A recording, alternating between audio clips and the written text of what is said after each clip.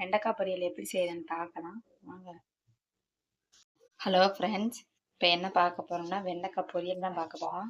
வெண்டைக்காயை நறுக்கி வெறும் கடாயில் நல்லா பிசு தன்மை போகிற அளவுக்கு வதக்கிக்கலாம். இப்போ வதங்கிக்கிறதுக்கு நல்லா வதங்கட்டும். இன்னும் கொஞ்சம் பிசு தன்மை இல்லாமல் இருக்கணும். வெண்டைக்காய் புளிக்குழம்பு எது வச்சாலும் சரி வெண்டைக்காய் முதல்ல வதக்கிடுங்க. வதக்கினதுக்கப்புறம் அடுத்து பொரிங்க, அப்போதான் நல்லா இருக்கும். இப்போ நல்லா வதங்கட்டும்.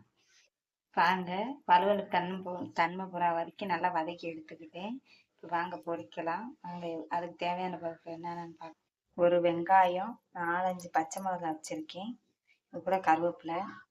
வாங்க இப்போ பொரிக்க போகலாம். எண்ணெய் 3 ஸ்பூன் எண்ணெய் ஊற்றிருக்கேன். எண்ணெய் தான் நல்லாயிருக்கும் பொரிக்கிறதுக்கு. அது கூட 4-5 பச்சை மிளகாய் நறுக்கி வச்சோம்ல, 4 பச்சை மிளகாய் அதுக்குள்ளே சேர்த்துக்கலாம்.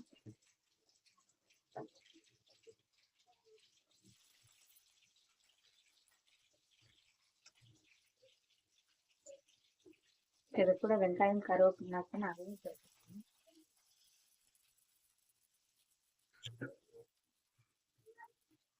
நல்லா வதக்கிக்கலாம். இது வதங்கினா வெண்டைக்காய் போடணும். நல்லா வதங்கட்டும். இந்த இதில் கொஞ்சம் உப்பு சேர்த்துக்கலாம். இது கூடயே உப்பு தேவையான அளவு போட்டுக்கலாம். நல்லா வதங்கட்டும்.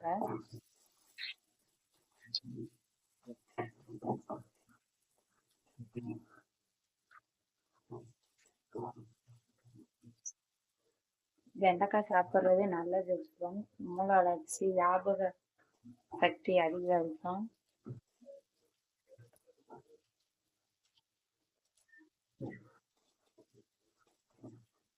பாருங்க, நல்லா வதங்கிடுச்சு. இந்த ஸ்டேஜில் வெண்டைக்காயை கூட சேர்த்துக்கலாம். வதக்கி வச்சோம்னா அந்த வெண்டைக்காயை கூட சேர்த்துக்கலாம்.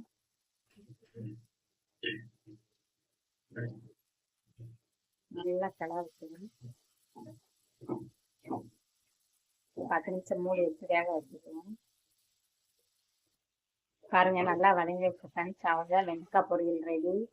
வெண்டைக்காயில் நிறைய சத்துக்கள் இருக்கு. கண்டிப்பாக வாரத்தில் 4 நாள் செஞ்சு கொடுங்க குழந்தைகளுக்கு. இந்த மாதிரி செஞ்சீங்கன்னா நல்லா விரும்பி சாப்பிடுவாங்க. உங்க சேனலை பிடிச்சிருந்தா லைக் பண்ணுங்க, சப்ஸ்கிரைப் பண்ணுங்க ஃப்ரெண்ட்ஸ். இந்த மாதிரி அடுத்தடுத்த வீடியோவில் பார்க்கலாம். அவ்வளோதான் ஃப்ரெண்ட்ஸ். இந்த ஸ்டேஜுக்கு வந்துருச்சு. இப்போ ஆஃப் பண்ணிக்கலாம்.